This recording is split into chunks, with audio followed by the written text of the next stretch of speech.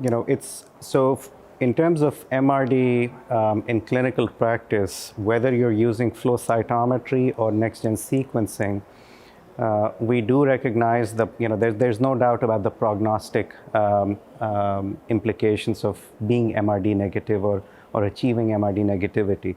The way that I approach this in my clinical practice is pick the option at any given stage for a patient that gives our patients the best chance of getting to that goal, but not modify treatment to get patients to that goal and use up all the bullets.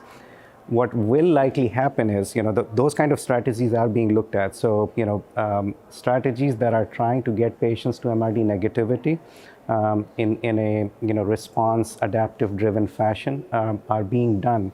And we just have to wait for those data to mature, whether it's the frontline treatment, whether it's the maintenance duration. All of those questions are being asked in clinical trials. We just have to wait for that data. But and it's highly likely that the regulatory approvals for some of the therapies and drugs will follow suit once we have generated that data.